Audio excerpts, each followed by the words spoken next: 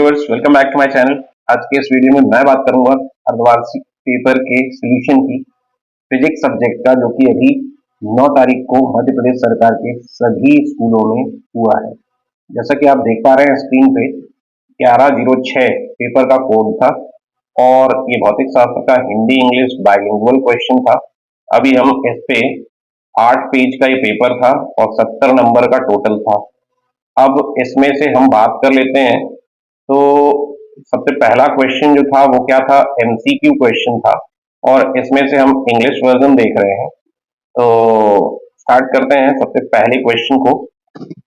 Which of the following is not a fundamental quantity?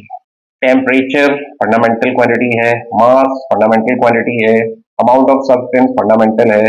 जो charge है students, ये fundamental quantity में नहीं आता है। आपको मालूम होना चाहिए electric current is one of the fundamental quantity, जिसमें चार्ज नहीं है, इसलिए हमारा जो पहले का सही ऑप्शन होगा वो सी होगा।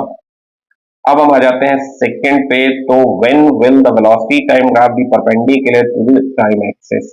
परपेंडिकुलर टाइम एक्सिस के अगर ग्राफ हो जाएगा स्टूडेंट, तो इसका मतलब आप समझ रहे हैं कि किसी भी टाइम इंस्टेंट पे कोई भी ऑब्जेक्ट एकदम से इनफाइनाइट स्पीड से बढ़ने लगता है, जो कि पॉसिबल नहीं है, क्योंकि उसकी स्पीड को बढ़ने के लिए, एक्सेलरेट होने के लिए, चेंज इन वेलोसिटी होने के लिए कुछ ना कुछ टाइम रिक्वायर्ड है। मतलब क्या होगा इसका? Option number D, never. Right. अब हम आगे बढ़ते हैं। तो अब देखिए थर्ड क्वेश्चन क्या है। If vector mod of vector a equal to 5, mod of vector b equal to 3 and mod of vector a plus b equals to 2, then the angle between vector a and b will be।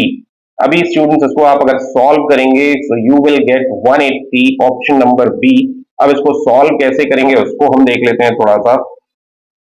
तो mod of A plus B, mod of A plus B आप क्या लिखेंगे? Mod of A plus B. अभी आप इसको क्या लिखेंगे student?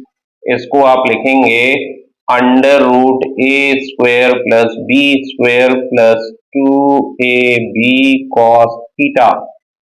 अभी यहाँ पे मैं रूट लगा देता हूं, तो रूट ना लगा के बल्कि मैं इसका स्क्वायर कर देता हूं तो ज्यादा बेटर रहेगा। राइट। अब देखें यहाँ पर a प्लस बी कितना दिया? 2, तो 2 का करेंगे आप स्क्वायर तो हो जाएगा 4 इक्वल टू a का स्क्वायर। अब a का स्क्वायर देखिए क्या है? 5, 5 का स्क्वायर करेंगे 25 होगा। देन आप b का स्क्वायर करेंगे 3 3 9 होगा, प्लस 2ab, तो आपको 2a, तो 2 5 10 और b 30 हो जाएगा ये आपके पास में, इनटू आपको इधर पे मिलेगा cos थीटा। अब देखें यहां से ये क्या बनेगा आपका? 24 प्लस 9, 25 प्लस 9, 25 प्लस 9 आपको कितना देगा? 34। 34 को आप इधर भेजेंगे तो कितना मिलेगा? 4 माइनस 34 माइनस 30 मिलेगा, इक्वल टू 30 cos थीटा। यहां से आप 30 30 कैंसिल करेंगे, क्या मिलेगा? -1 cos इनवर्स -1 क्या देगा आपको? 180 डिग्री इक्वल टू थीटा। तो इस तरीके से आप सॉल्व करके और इस थर्ड का आंसर फाइंड कर सकते हैं स्टूडेंट।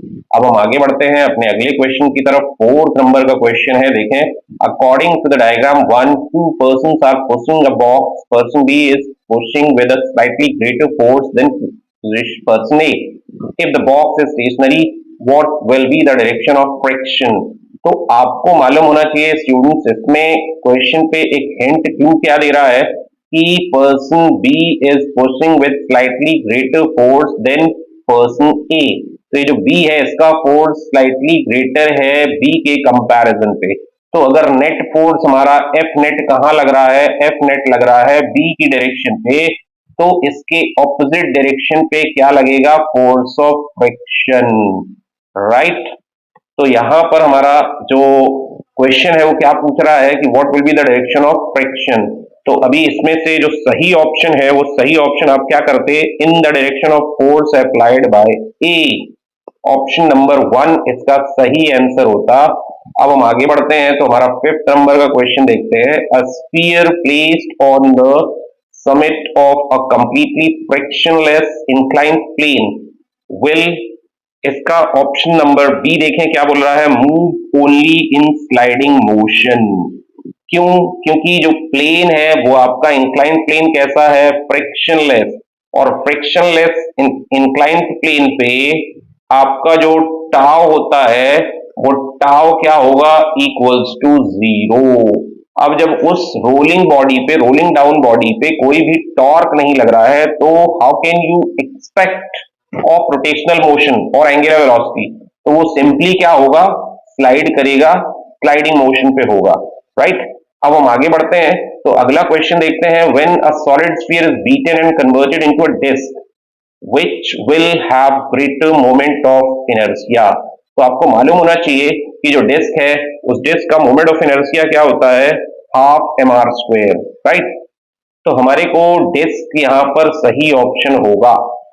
अब हम आगे बढ़ते हैं, नेक्स्ट क्वेश्चन की तरफ चलते हैं।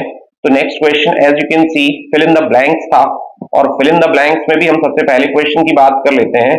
तो हमारा जो पहला क्वेश्चन है वो क्या बोल रहा है, force into equal to change in momentum. तो ये इंपल्स मोमेंटम पे बेस्ड क्वेश्चन था। Force into change in time equals to change in momentum, right. तो आपको यहां पर थोड़ा सा वाइज होना पड़ेगा, फोर्स इनटू टाइम नहीं लिखना है, force into change in time लिखना है, राइट। अब हम आगे बात करते हैं, तो हमारा जो अगला क्वेश्चन है देखिए वो क्या बोल रहा है कि the work done on an object is equal to change in its work energy theorem. क्या कहती है, वर्क एनर्जी थ्योरम कहती है कि वर्क डन बाय और on a body is equal to change in its kinetic energy, K E. Next आ जाए, if the external force on the particles of a system is zero, then the moment of the center of mass of the system is what, conserved or constant you can say। तो यहां पर आप क्या लिखते, constant, right। आगे बढ़ते हैं हम। as an object moves upward from the surface of the earth, its potential energy, जैसे जैसे ग्राउंड से ऊपर जाती जाएगी बॉडी, इसकी पोटेंशियल एनर्जी क्या होगी, इंक्रीज होती जाएगी। तो आप यहां पर क्या लिखते, इंक्रीजेज, राइट।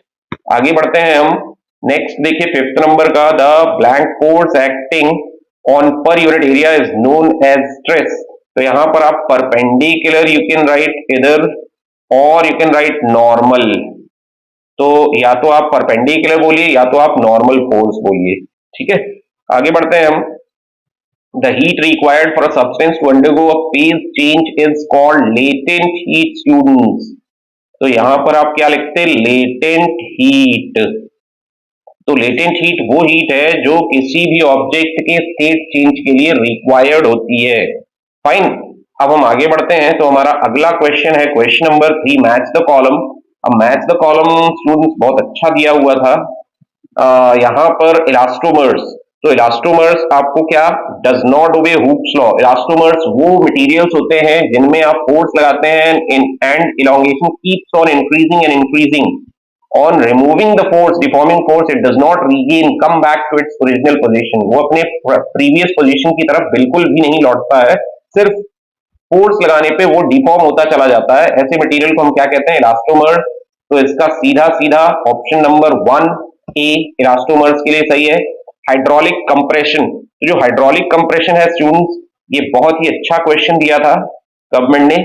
तो hydraulic compression is somehow volume strain, इसमें बच्चे बहुत कंफ्यूज हुए हैं। अब हम इसके बात करते हैं, इसके बाद स्ट्रेस। तो स्ट्रेस बेसिकली आपको यहां पर क्या मिलेगा, stress is a scalar quantity, right.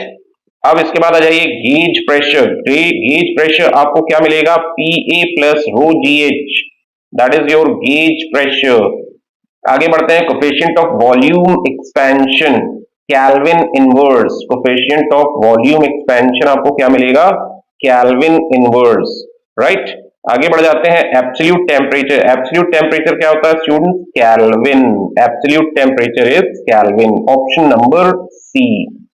आगे बढ़ते हैं हम, तो इस तरीके से हम पहुंच गए हैं कहां पर, वन वर्ड और वन सेंटेंस आंसर पे। तो यहां पर हमारे पास जो सबसे पहला क्वेश्चन आ रहा है स्टूडेंट्स, देखिए, the universal gravitational constant is this much, write the number of significant figures in this value। तो as you can see 1 2 3 4 5, तो हमारे पास में यहाँ पर जो सिग्निफिकेंट फिगर्स हैं उनका नंबर कितना दिया हुआ है, 5 दिया हुआ है।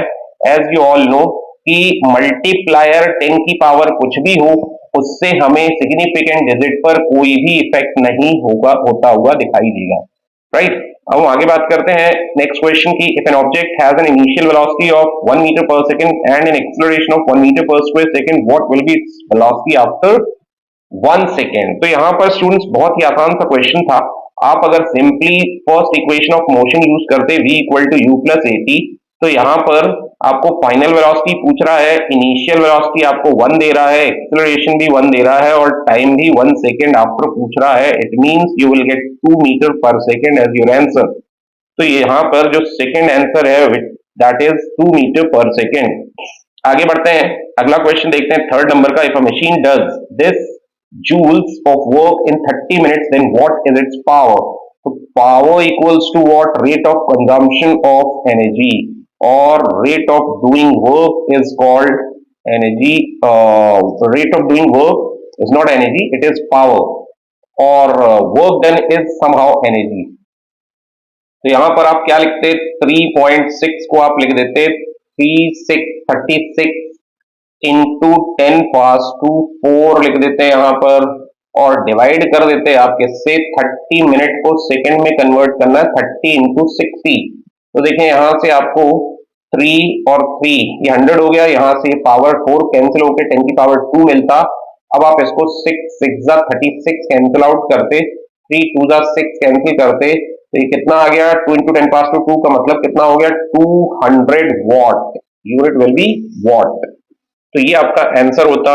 अब हम आगे बढ़ते हैं अगले क्वेश्चन की तरफ। क्या बोल रहा है, to show bubbles of different sizes. Different sizes का मतलब क्या हुआ कि उनकी रेडियाई अलग अलग हैं, राइट।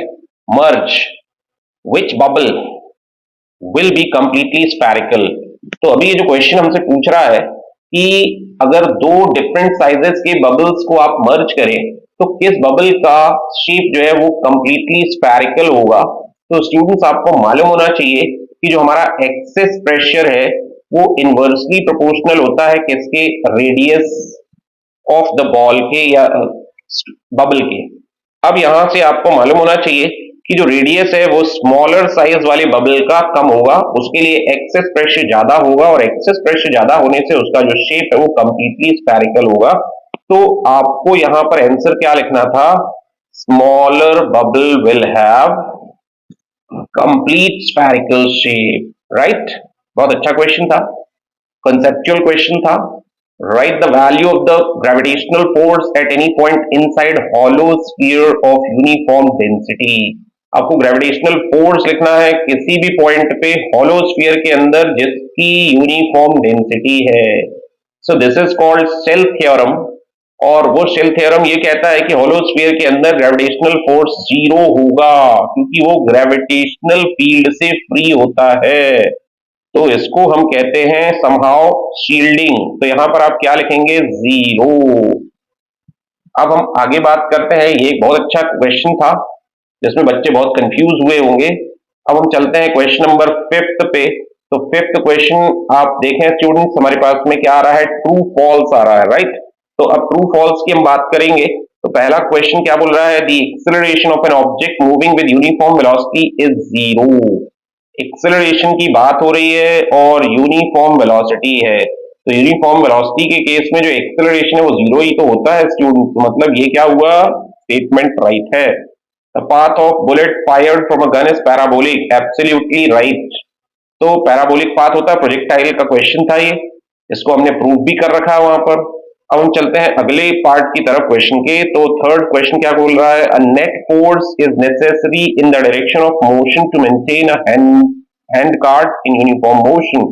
अब देखिए ये बोल रहा है कि नेट फोर्स की जरूरत होती है मोशन की डायरेक्शन पे मेंटेन करने के लिए उसको यूनिफॉर्म मोशन पे, जो कि एब्सोल्युटली रॉन्ग स्टेटमेंट है, राइट। ये एरिस्टोटले फैलेसी कहता है, लेकिन बाद में इसको प्रूव किया गया कि गलत है क्योंकि वहां पर नेट फोर्स की जरूरत उसको यूनिफॉर्म मोशन पे मेंटेन करने के लिए नहीं होती है, रादर कि वहां पर वो जो फ्रिक्शनल फोर्स लग रहा है उस फ्रिक्शनल फोर्स के अगेंस्ट आपको कंटिन्यूस फोर्स की जरूरत होती है। तो वहां पर अगर यूनिफॉर्म मोशन पे बॉडी है तो नेट फोर्स 0 होता है क्योंकि वो दोनों बैलेंस्ड फोर्सेस होते हैं, एक्सटर्नल फोर्स और फ्रिक्शनल फोर्स। तो नेट फोर्स 0 होता है वहां पर, और नेट फोर्स अगर लग रहा है तो वहां यूनिफॉर्म मोशन की कैसे बात आएगी, राइट। ये तो खुद सोचना पड़ेगा। अब आते हैं हम क्वेश्चन नंबर 4 पे। तो if the total initial momentum before a collision and the total momentum after the collision are equal, मतलब इसका कहने का कि लीनियर मोमेंटम कंजर्व है during collision, then it is certainly an elastic collision. No, not at all, you can not say that the collision will be elastic one. Elastic भी हो सकता है, इलास्टिक तो आपको उसकी किनेटिक एनर्जी कंजर्वेशन देख के ही डिसाइड करना पड़ेगा ना। जब तक हम किनेटिक एनर्जी नहीं देखेंगे कि कंजर्व है कि नहीं है, तो how can we say that the collision is elastic one. तो ये स्टेटमेंट क्या हो जाता है, प्योरली फॉल्स हो जाता है। अब हम आते हैं अपने लास्ट क्वेश्चन की तरफ। तो क्या बोल रहा है, the value of gravitational acceleration decreases as one goes deeper from the earth surface. बिल्कुल सही स्टेटमेंट है। अर्थ सरफेस से जैसे ही आप नीचे जाते हैं डेप्थ पे, बिलो द सरफेस, तो ग्रेविटी जो होती है वो क्या होती है, डिक्रीज होती है। और ऊपर भी जाते हैं एल्टीट्यूड पे, तब भी डिक्रीज होती है। Maximum gravity, gravitational value is on the surface of the earth. तो इस तरीके से आपका ये क्वेश्चन जो था वो 1 मार्क का कंप्लीट हो चुका है। अब नेक्स्ट ऑनवर्ड हम अपने अगले वीडियो में देखेंगे।